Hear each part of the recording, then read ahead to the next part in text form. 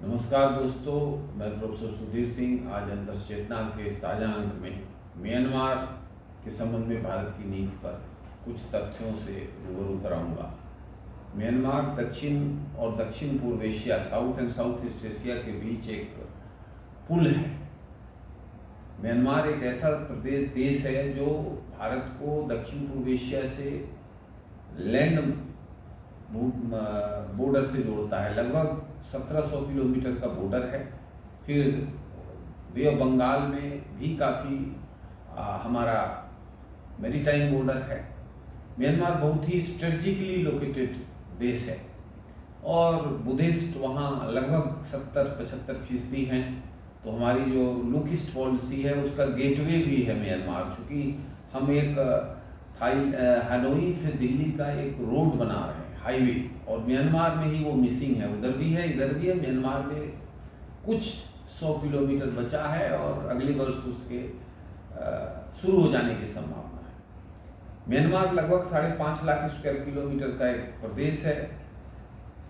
एक बहुत प्यारा सा देश जो एक तरफ से तिब्बत से लगा है, दूसरी तरफ बे ऑफ बंगाल से लगा, थोड़ा सा हिस्सा लगभग 2000 किलोमीटर उनका यूनान प्रोविंस दक्षिण चाइना से भी लगता है। अब म्यांमार में बड़ी विप्लव की स्थिति है।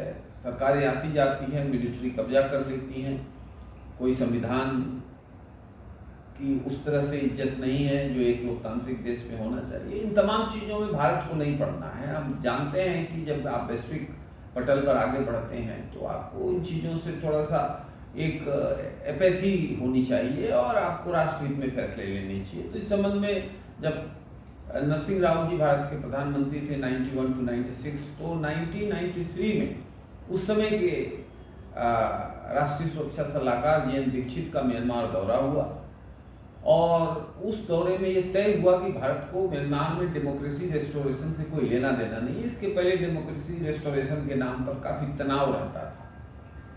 तो वो दौरा से तय हुआ कि हमको डेमोक्रेसी के रेस्टोरेशन से कोई लेना देना नहीं है। हम म्यांमार की एकता और अखंडता, यूनिटी एंड टेरिटोरियल इंटीग्रिटी का सम्मान करते हैं। और म्यांमार में तब से इक्वी डिस्टेंस चाइना और भारत के बीच का एक अपने आप को एक सैंडविच बनने से रोका, इक्वी डिस्टेंस रखा है।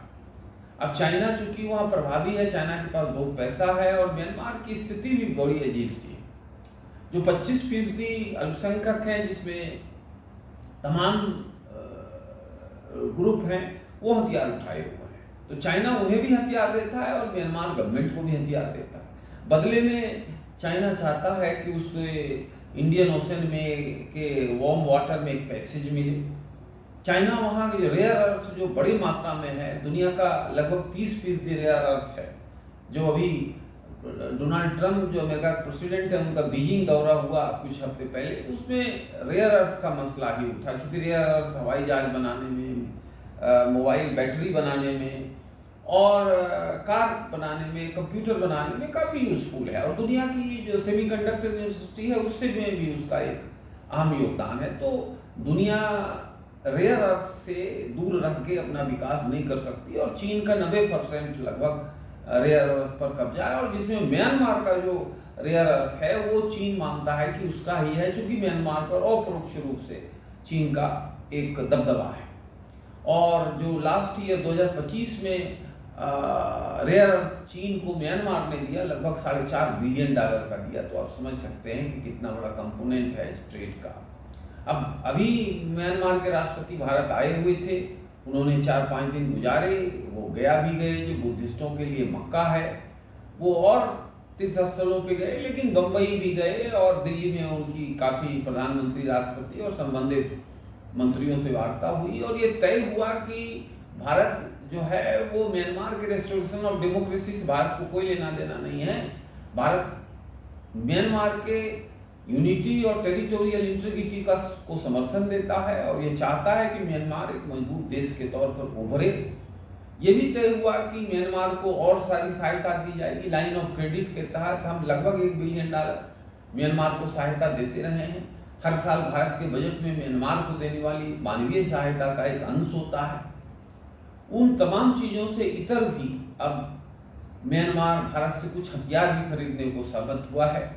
अब चाइना क्या करता है कि वहाँ जो विरोधी ग्रुप हैं जो कि मिलिट्री द्वारा शासित म्यांमार की सरकार से लड़ते हैं, उनको भी हथियार देता है और म्यांमार सरकार को भी हथियार देता है कि दोनों इंगेज रहें और दोनों की पंचायत कराता है। तो उस चीन का हालत म्यांमार में वैसे ही है कि दो बंदर में आपस में लड़ रहे हैं और जो है चीन पंचायत कर रहा है और दोनों की तरफ की रोटियां खा रहा है। धीरे धीरे हालत ऐसी हो जाएगी कि रोटी खत्म हो जाएगी। ये म्यांमार के हुक्मरान समझ रहे हैं, उनकी स्थिति बहुत अच्छी नहीं है माली तौर पर, दुनिया से लगभग कटा हुआ है, पश्चिम दुनिया म्यांमार पे दुनिया भर सैंक्शन लगाई हुई है।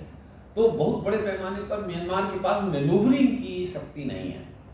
ये साउथ ईस्ट एशिया के जो देश हैं वो थोड़ा सहमते हैं म्यांमार में काम करने से, चूंकि वो ये चाहते हैं कि अमेरिका भी नाराज ना हो, चीन भी नाराज ना हो, तो वो थोड़ा सा एक बैलेंसिंग करके चलते हैं। भारत को इससे कोई लेना देना नहीं है, हमारा सदियों पुराना म्यांमार से संपर्क है। वेद में भी म्यांमार की चर्चा है, स्वर्ण भूमि के नाम से। कौटिल्य के अर्थशास्त्र में भी चर्चा है कि भारत से सिल्क का व्यापार स्वर्ण भूमि के रास्ते होता था। तो म्यांमार एक भारत का हिस्सा ही रहा है। 1883 से लेकर 1937 तक के लगभग 47-48 साल के कालखंड में बंगाल प्रांत जो उस वक्त था, जिसमें आज का बांग्लादेश भी था, उसका एक हिस्सा था म्यांमार। और जो 1914 में मैकमोहन लाइन खींची गई, उस मैकमोहन लाइन का 2100 किलोमीटर जो है वो म्यांमार और चीन के सीमा को रेखांकित करता है। यूनान प्रोविंस जो चीन के साउदर्न प्रोविंस है।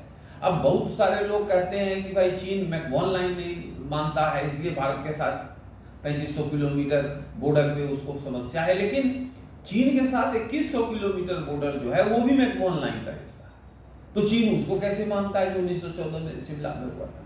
तो ये एक बड़ा चीज है जो लोगों को समझना चाहिए कि चीन डेलिबरेटली भारत के साथ मैकमोहन लाइन को नहीं मानता है, क्योंकि चीन मानता है कि भारत को बड़े पैमाने पर अगर कमजोर करना है तो भारत पर लगातार इस तरह की इनकर्शंस की गतिविधियां की जाए across the LAC line of actual control, और फिर भारत को अमेरिका या वेस्टर्न कैंप में जाने, पूर्ण तौर पर जाने के से रोका जा सके। ये सोच चीन की रही है। और म्यांमार से भी चीन चाहता है कि भारत को बैलेंस करे। हमारा नॉर्थ ईस्ट लगभग 2,62,000 किलोमीटर का एक बड़ा इलाका है। भारत का 8% भूभाग है, पॉपुलेशन बड़ी कम है, लेकिन प्राकृतिक संसाधनों से भरपूर है और पूरे साउथ ईस्ट एशिया को जोड़ता है। तो हमारे नॉर्थ ईस्ट में उपद्रव होता रहे, वो चीन चाहता है कि वहाँ उपद्रव होता रहे। और म्यांमार में जो विद्रोही हैं उनके कुछ इथनिक ग्रुप इधर भी रहते हैं, मिजोरम हो या नागालैंड हो या मणिपुर हो, उनको हथियार दे करके चीन चाहता है कि भारत में भी नॉर्थ ईस्ट में उपद्रव होता रहे। और जो ड्रग कार्टेल है दुनिया में, भारत के पश्चिम और पूर्व में दो हैं, गोल्डन क्रिसेंट और गोल्डन क्रिसेंट है और एक गोल्डन ट्राइंगल है। गोल्डन ट्राइंगल जो है वो म्यांमार, लाओस और कंबोडिया है, और गोल्डन क्रिसेंट पाकिस्तान और अफगानिस्तान है। तो यहाँ से म्यांमार से काफी ड्रग ट्रेड भी होता है और चीन उसके मार्फत भी बड़े पैमाने पर जो हमारे नॉर्थ ईस्ट में विद्रोही बैठे हैं, जो सरकार की सत्ता को, रीढ़ को उखाड़ फेंकने पर आमादा है, देश को तोड़ने पर आमादा है, उनको चीन पैसा देता है इनडायरेक्टली ड्रग कार्टेल के माध्यम से। और पैसा भी हमारे ही लोगों से उगाया जाता है। उनको ड्रग में एडिक्ट बनाया जाता है, फिर वो ड्रग पीते हैं, पैसा देते हैं, और वही पैसा जो है घुमा के हथियार देता है हमारे विद्रोहियों को, और विद्रोही हमारी सेना से लड़ते हैं। इस पर प्रभावी नियंत्रण म्यांमार के सहयोग से ही हो सकता है। भारत सरकार ने, राष्ट्रपति जो हमारे म्यांमार के आए हैं, उनके दौरे में इस बात को भी रेखांकित किया और म्यांमार पक्ष ने इस बात पर सहमति व्यक्त करी। तो बड़े पैमाने पर जो है वो एक सहमति बनी है, बहुत अच्छा संबंधों का दौर शुरू हुआ है। और जो look east policy Narasimha Rao ji जब प्रधानमंत्री थे 91 to 96 उस वक्त शुरू हुआ था। आज नरेंद्र मोदी 2014 में जब आए तो उन्होंने एक्ट ईस्ट पॉलिसी शुरू करी। अब लुक ईस्ट और एक्ट ईस्ट में बहुत अंतर नहीं है, अंतर यही है कि लुक ईस्ट जो है वो सिर्फ साउथ ईस्ट एशिया तक था, और एक्ट ईस्ट जो है म्यांमार से ऑस्ट्रेलिया तक है। उसमें नॉर्थ ईस्ट एशिया आता है, उसमें ईस्ट एशिया आता है, उसमें साउथ ईस्ट एशिया आता है। और वो इंडो पैसिफिक का भी एक बड़ा जो है जरिया है कि इंडो पैसिफिक में किस तरह से एक स्ट्रेटेजिक ऑटोनॉमी बना कर रखी जाए, सिक्योरिटी आर्किटेक्चर इस तरह का बनाया जाए जहां इंटरनेशनल फ्रेमवर्क के अंतर्गत जो जस्टिस बेस्ड इंटरनेशनल सिस्टम है उसका कंप्लायंस किया जाए। साउथ चाइना सी में जिस तरह से चाइना मनमानी कर रहा है उस पर प्रभावी रोक लगाई जा सके। इन तमाम लक्ष्यों से समावेशित एक्ट ईस्ट पॉलिसी है। फिर इकोनॉमिक हमारे जो इंटरेस्ट है उसको भी बढ़ाना है। बड़े पैमाने पर इंडियन डायस्पोरा साउथ ईस्ट और ईस्ट एशिया में रहता है। ऑस्ट्रेलिया में भी लगभग 3 से 4% इंडियन हो गए हैं। तो इनके हितों की सुरक्षा करना भी भारत की विदेश नीति का एक चरम उद्देश्य है जो एक्ट ईस्ट पॉलिसी का एक हिस्सा है। इन तमाम चीजों की सफलता के लिए फिजिकल कनेक्टिविटी जो है साउथ ईस्ट एशिया के साथ भारत का होना जरूरी है।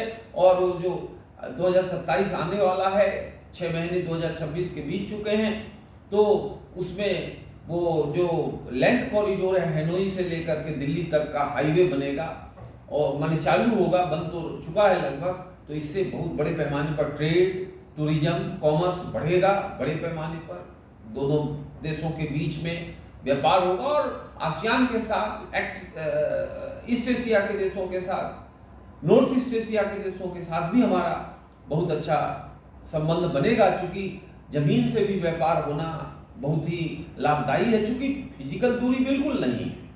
म्यांमार पास में, आप दिल्ली से त्रिवेंद्रम जाते हैं तो लगभग 3200 किलोमीटर है और सिर्फ वियतनाम छोड़ दीजिए तो साउथ ईस्ट एशिया के सारे देश 2000 किलोमीटर के अंदर है भारत से।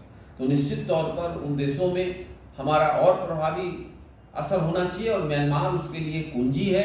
तो मुझे लगता है कि भारत म्यांमार के गहराते संबंध भारत की विदेश नीति के लार्जर फलक को लागू करने के लिए, भारत को विकसित 2047 में बनाने के लिए एक बड़ा कदम है और म्यांमार उसमें एक सहयोगी के तौर पर उभरा है। और म्यांमार के लिए भी ये विन विन सिचुएशन है, क्योंकि भारत अनेक तरह की मानवीय सहायता कर सकता है और कर रहा है, उसको और बढ़ाने की जरूरत है। उनके बच्चे यहाँ पढ़ रहे हैं भारत में, तो वो सारा कुछ और तेजी से एक्ट करना है और उसको एक्ट ईस्ट पॉलिसी का एक इनिशियल जो है रोड ब्लॉक जो बना हुआ था बोझ, उसको हटा करके एकदम क्लीन और फैसिलिटेटर के तौर पर म्यांमार को स्थापित करने की जरूरत है। म्यांमार में स्थिरता, म्यांमार में एक मजबूत सरकार भारत के लार्जर नेशनल इंटरेस्ट में है और मुझे लगता है कि म्यांमार के राष्ट्रपति का वर्तमान दौरा ने इन चीजों को रेखांकित किया है और आगे आने वाले वर्षों में म्यांमार भारत रिश्ता